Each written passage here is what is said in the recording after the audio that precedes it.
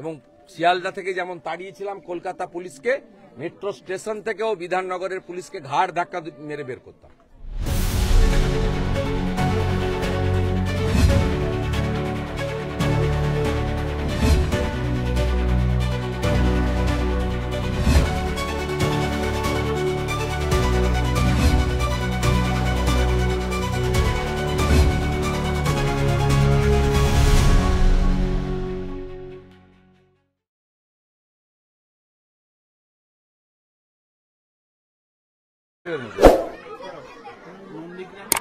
নার্সের অস্বাভাবিক মৃত্যু পরিবারের তো একটা অভিযোগ রয়েছে, কি বলবেন আজকে পরিবারের সঙ্গে মিলিত আপনি হলেন?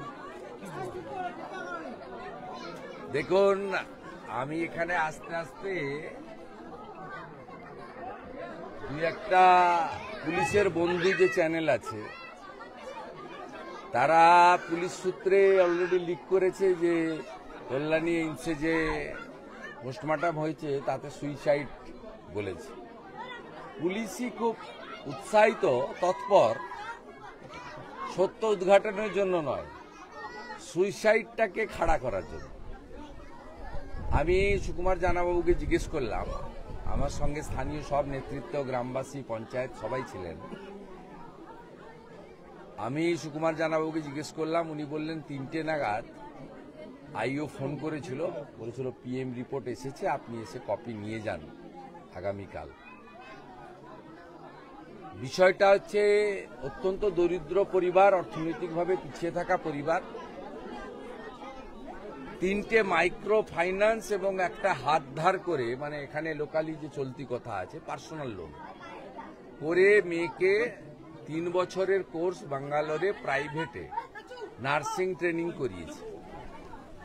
এই মুহূর্তে 8 লক্ষ টাকা বাজারে দেনা। মেয়েটি 4 মাস সঞ্জীবনী নার্সিং হোমে ওখানে ট্রেনিং এর ছিল, তারপরে ওখানে সিঙ্গুরে নার্সিং হোমে প্লেসমেন্ট পায়। এবং পোস্টমর্টম রিপোর্টে কি আছে আমি বলতে পারবো না। আমি টিভিতে যা দেখেছি বা আমার মোবাইল ফোনে এসেছে, টিভির একটা পুলিশ সূত্রে বলা হচ্ছে এটি পোস্টমর্টম, এটি সুইসাইড। বাড়িতে কারণ বলেনি, কিন্তু আইওর ফোন এসেছে। যদি ধরেই নি যে সুইসাইড পোস্টমর্টম রিপোর্টে আছে, তাহলেও অত্যাচার, উৎপীড়ন এবং প্ররোচিত করে কার্যত বাধ্য করা হয়েছে এই মেয়েটাকে এই অবস্থায় নিয়ে যেতে।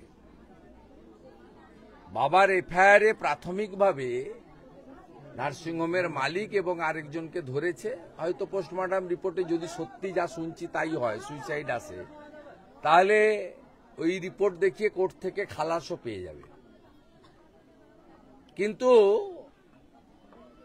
এই বোনটির সঙ্গে, এই কন্যাটির সঙ্গে কোনো কারোর কোনো ঝগড়াঝাঁটি বা ভাব ভালোবাসা ছিল এমন কোনো তথ্য বাড়িতে কিন্তু তিনি দেননি। একটা তরুণী নিজে লড়াই করে প্রতিষ্ঠিত হওয়ার জন্য তার যে স্বপ্ন ছিল সেটাকে সে এইভাবে নষ্ট করতে পারে না, এটা আমাদের বিশ্বাস। তাই এই পরিস্থিতির জন্য দায়ী পশ্চিমবাংলার যে বেপরোয়া সংস্কৃতি চলছে, দিদি, বোন, কন্যাদের টার্গেট করা হচ্ছে, তার পরিণতিতেই এই হত্যা বা আত্মহত্যা। এবং সাথে সাথে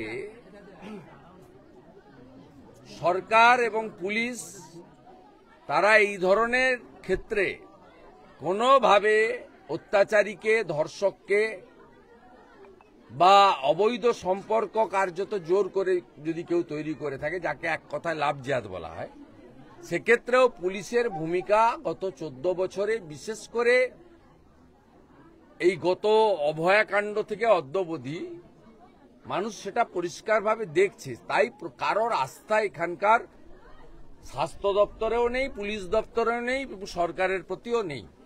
আমরা পাশে আছি। লোনগুলো আমরা সবাই মিলে পরিশোধের দায়িত্ব নিয়েছি এবং সেটা আমরা বলেছি প্রাথমিকভাবে করা। এবং মেয়েটি যখন বাবা বলছিল যে আমি তো এত টাকা দিয়ে তোকে পড়াতে পারবো না, বলেছি তুমি লোন টোন করে আমাকে পড়াও, আমি জেএনএম হয়ে সব টাকা শোধ করব। এবং ওর ভাই উচ্চ মাধ্যমিক পর্যন্ত পড়েছিল। পরিবার এত অর্থনৈতিকভাবে দুর্বল, কলেজে পড়াতে পারেনি। বলেছিল কলেজে বাবা তুমি আর পড়ানোর চেষ্টা করো না, কারণ পশ্চিমবঙ্গে চাকরি হবে না। বাবা এবং মা দুজনের তাদের কন্যার যে কথাগুলো আমাকে বললো, আমি নিজের তো শুনিনি, তাদের মুখ থেকেই শুনলাম অনেকের সামনে। বলল যে এখানে চাকরি হবে না, পশ্চিমবঙ্গে কারো চাকরি হতে পারে না, তাই তুমি ভাইকে, ভাই ওয়েল্ডারে ডিপ্লোমা করেছে, চেন্নাইতে কাজ করে, ও চেন্নাইতে 5,000 টাকা পায় না। ওর ভাই ছিল, এই বোনের দুর্ঘটনা দেখে এসেছে। ভাইকে জিজ্ঞেস করলাম, বলল কেটে কুটে হাতে 18,000 টাকা পাই, 5,000 টাকা পায় না। আমি বলে এই যে মুখ্যমন্ত্রী বলেছে তুই ভাই কি ফিরছিস? বলছে প্রশ্নই নেই ফেরার, প্রশ্নই নেই ফেরার। কারণ এই রাজ্যে কোনো শিক্ষিত যুবক বা বেকার যুবক যুবতী কারোর বর্তমান এবং ভবিষ্যৎ এই মুখ্যমন্ত্রীর হাতে সুরক্ষিত নয়। যেভাবে তৎপরতার সঙ্গে সেদিন শ্রীরামপুর থেকে সিঙ্গুর থেকে বডি নিয়ে মেডিকেল কলেজে নিয়ে চলে যাওয়া হচ্ছিল, সেই অভয়ের কথাই তো একটা মনে হয়ে যাচ্ছিল না, মানে জোর করে যেখানে সেখানে একটা ময়নাতদন্ত করে একটা পরিবারকে না জানিয়ে একই রকম ভাবে কি কিছু এটা বেপরোয়া। তো এর কারণ হচ্ছে টালা থালা রুসি 60 দিন থাকার, 90 দিন থাকার পরে বেল পেয়েছে। বিনীত গোয়েল তথ্য প্রমাণ করে বাইরে ঘুরে বেড়াচ্ছে। বিনীত গোয়েলকে যদি অ্যারেস্ট করতো, শিক্ষা হতো, তাহলে তার যে নিচের তলার পুলিশের এই মহিলাদের উপরে, কন্যাদের উপরে আচরণ, এগুলো বন্ধ হতো। অ্যাকচুয়ালি তো বিচার পায়নি। ও যারা তথ্য প্রমাণ লোপাট করেছে বিনীত গোয়েলরা, তাদেরকেও মমতা বন্দ্যোপাধ্যায় তো সেফ জায়গায় রেখেছে।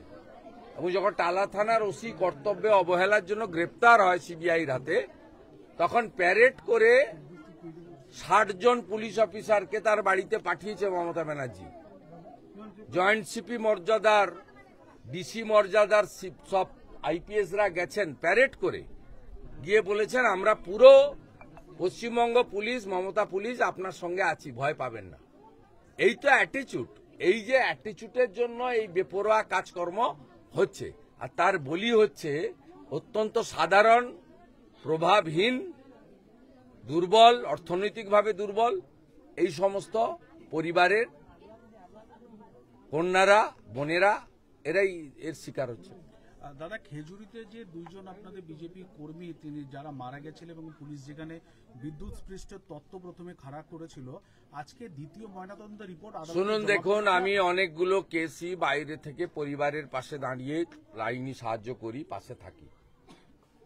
আমি পুরুলিয়ার আরসাতে থানার লকআপে পিটিয়ে মারা হয়েছিল, এটা প্রমাণিত হয়েছে। কিন্তু সিঙ্গেল বেঞ্চের যে রায়, তাতে আমি সন্তুষ্ট নই, পরিবারও সন্তুষ্ট নই। তারা সিআইডিকে দিয়েছে। পুলিশ পিটিয়ে মারল আর সিআইডিকে দেওয়া হলো তদন্ত করতে। যদিও কোর্ট অনেকগুলো শর্ত দিয়েছেন, ডিআইজি সিআইডি পুরুলিয়ার কেসের ক্ষেত্রে, এবং তারা এটা 3 জন তাদের যে হোমিসাইড ডিপার্টমেন্ট আছে সেখান থেকে অফিসার দিয়ে ইত্যাদি ইত্যাদি করতে বলেছে। কিন্তু পুলিশ পিটিয়ে মেরেছে, তার তদন্ত CID also wings of the police হতে পারে না, এটা 1 নম্বর। দ্বিতীয় হচ্ছে খেজুরির কেসে আমরা প্রথম থেকে বলেছি পিঠে দাগ, মাথায় হেড ইঞ্জুরি এগুলো আছে। দ্বিতীয় পোস্টমর্টম পশ্চিমবঙ্গ সরকারের হসপিটালেই হয়েছে, এসএসকেএমে। সেখানে পরিষ্কার তমলুকে যে পোস্টমর্টম করেছে কাঁথির এসডিপিও দিবাকর দাস, পিএম যিনি করেছেন তাকে নিয়ে করেছে, তাকে প্রভাবিত করে লিখিয়েছে। দ্বিতীয় পোস্টমর্টমে পরিষ্কার হেড ইঞ্জুরি, পিঠে কাটার দাগ ইত্যাদি পরিষ্কার বলা হয়েছে, যেটুকু আজকের কোর্টের হিয়ারিং এ সামনে এসেছে। আমি আপনাকে বলি, আমরা আশা করব যে কলকাতা আদালত হাইকোর্ট সিঙ্গেল বেঞ্চ তারা এটা সিবিআইকে বা কোর্ট মনিটরিং কোনো সেন্ট্রাল এজেন্সিকে দেবে, কারণ এর সঙ্গে এসডিপিও দিবাকর দাস কাঁথের নিজে ইনভলভ। আর যদি সুবিচার পরিবার না পায়, পরিবারের যেমন আটসাতে আমি বললাম পরিবার ডিভিশন বেঞ্চে যাবে, আমরা লিগ্যাল সাপোর্ট লয়ার সাপোর্ট দেব। একইভাবে খেজুরির ক্ষেত্রেও যদি কোর্ট মনিটরিং সেন্ট্রাল এজেন্সি না দেয়, কোর্ট কি করবেন আমি জানি না, আমি আশাবাদী। সেক্ষেত্রেও আমাদের পরিষ্কার বক্তব্য, প্রথম থেকে এই কেসগুলো সব আমি নিজে ওদের পাশে দাঁড়িয়ে সহযোগিতা করছি। আমি এর অন্তিম কিনারা পর্যন্ত যাতে জাস্টিস পায় পরিবারগুলো, তার জন্য যা করার করব। দাদা, আপনি গতকাল বলেছিলেন যে নো এসআইআর নো ভোট, অন্যদিকে আজকে অভিষেক ব্যানার্জি বলছেন যে একজন ভোটারও নাম বাদ গেলে 1 লাখ লোক দিয়ে কমিশন ঘেরাও করবে। আমি ওর কথার উত্তর দেব না। উনার পিসি মমতা ব্যানার্জি ছাড়া উনার কোনো পরিচয় নেই, কোনো কর্মকাণ্ড নেই। আপনারা গ্যাস খাইয়ে ফুলিয়ে ফেপিয়ে একে চিটিংবাজকে তোলাবাজকে তুলে ধরেন। ও যার আলোয় আলোকিত, যার পরিচয় পরিচিত, ওকে কেউ ওর নাম ধরে ডাকে না, ভাইপো বলে ডাকে। ভাইপো কার? পিসির ভাইপো। পিসিটাকে পশ্চিমবঙ্গে 14 বছর যে সর্বনাশের মূলে তিনি হচ্ছেন পশ্চিমবঙ্গের মুখ্যমন্ত্রী মমতা ব্যানার্জি। আমি আপনাকে বলছি, আমি তাকে হারিয়েছি। মমতা ব্যানার্জির যদি কোনো বলে থাকেন তার উত্তর চান, বিরোধী দলনেতা দেবে। এই তোলাবাজের উত্তর আমি দেব না। দাদা, গতকাল আপনি রাজ্যপালের কাছে গেছিলেন একাধিক দাবি নিয়ে। আজকে একাধিক দাবি নয়, আজকে 3 মাস কাউন্সেলিংটাই বন্ধ হয়ে গেল। 3 মাস উচ্চ মাধ্যমিকের রেজাল্ট বেরিয়েছে, ভর্তি শুরু হচ্ছে না কেন? গোটা ভারতবর্ষে সব প্রদেশে ফার্স্ট ইয়ারে ভর্তি কমপ্লিট ক্লাস চালু, জয়েন্টের রেজাল্ট বেরোচ্ছে না কেন? সর্বনাশ করছেন তো 5 লক্ষ ছাত্রছাত্রীর। অন্যদিকে প্রাইভেট স্কুল, প্রাইভেট কলেজ, ইউনিভার্সিটিগুলোকে খুলে রেখেছেন যাতে সরকারি কলেজ এবং ইউনিভার্সিটি ছেড়ে প্রাইভেটে গিয়ে টাকা খরচ করে, যেমন এই পরিবার 8 লাখ টাকা লোনের দেনায় ঋণগ্রস্ত। এটা তো ওয়ান কাইন্ড অফ ব্যবসা, চিটফান্ডের মতো। মেডিকেল কাউন্সিলটাও বন্ধ হয়ে গেল আজকে। চিটফান্ডের মতো টেকনো ইন্ডিয়ায় গিয়ে ভর্তি হও, 1000 কোটি টাকা ব্যবসা পাইয়ে দিল। কারণ গার্ডিয়ান যাদের একটু সচ্ছলতা আছে, অর্থনৈতিক সচ্ছলতা আছে, যারা নিজের পুত্র কন্যাকে নিয়ে ভবিষ্যৎ দেখেন, তারা তো 3 মাস ওয়েট করবেন না, তারা তো ভর্তি করে দিচ্ছেন, তারা তো মাল কামিয়ে নিচ্ছে। আর ইনি যখন ভর্তি চালু করবেন সব তখন শেষ। আর মূল কারণটা হচ্ছে প্রাইভেট ইউনিভার্সিটি কলেজগুলোকে ব্যবসা পাইয়ে দেওয়া। দ্বিতীয় কারণ হচ্ছে 76টা মুসলিম জনগোষ্ঠী যারা ওবিসিতে নেই, আসতে পারে না। 17টা পিছিয়ে পড়া মুসলিম জনগোষ্ঠী ওবিসিতে আছে, তাদের নিয়ে আমাদের কোনো আপত্তি নেই। কিন্তু ইনি নতুন করে যে 76টা মুসলিম জনগোষ্ঠী ওবিসি পেতে পারে না আইন অনুযায়ী, তাদেরকে পাইয়ে দেওয়ার জন্য আজকে 5 লক্ষ ছাত্রছাত্রী উচ্চ মাধ্যমিক উত্তীর্ণ, তাদের ভবিষ্যৎ মুখ্যমন্ত্রী ধ্বংস করছে। দাদা, চাকরি চেয়ে আজকে ফের পথে 2022-এর টেট উত্তীর্ণরা করুণাময়ীতে তাদেরকে ব্যাপকভাবে ধরপাকড়ও করা। বর্বর পুলিশ মেট্রোর ভিতর ঢুকে মেরেছে। আমি মেট্রোর জিএম এর সঙ্গে কথা বলবো এবং সিসিটিভি ফুটেজ দেখে বিধাননগর পুলিশের বিরুদ্ধে ব্যবস্থা নিই। একটু আগে জানালে মেট্রো স্টেশনে আমি নিজে থাকতাম এবং শিয়ালদা থেকে যেমন তাড়িয়েছিলাম কলকাতা পুলিশকে, মেট্রো স্টেশন থেকেও বিধাননগরের পুলিশকে ঘাড় ধাক্কা মেরে বের করতাম। এটা বর্বর, অমানবিক, চাকরি দিতে পারেনি, টেট উত্তীর্ণদের সঙ্গে যে ব্যবহার আজকে করেছে, কোন সভ্য সমাজে এটা হতে পারে না। এটা গণতান্ত্রিক সরকার নয়। কার্যত মুখে না বললেও এমার্জেন্সির থেকেও খারাপ অবস্থা নিয়ে গেছে। মেধা ধ্বংস করছে, বেকার যুবক যুবতীদেরকে ধ্বংস করছে। আর 6 মাস তারপরে এরা যাবে। ভাই অন্ধ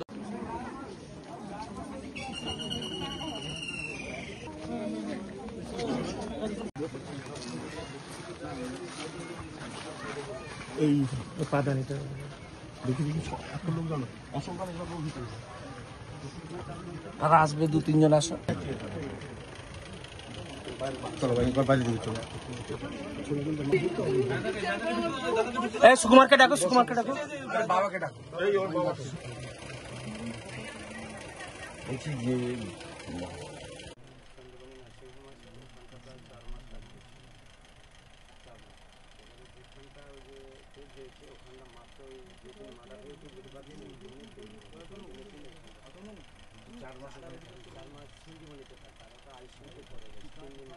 যে ছেলেটাকে ধরেছে সেই ছেলেটার সঙ্গে কি কোনো যোগাযোগ জানতো?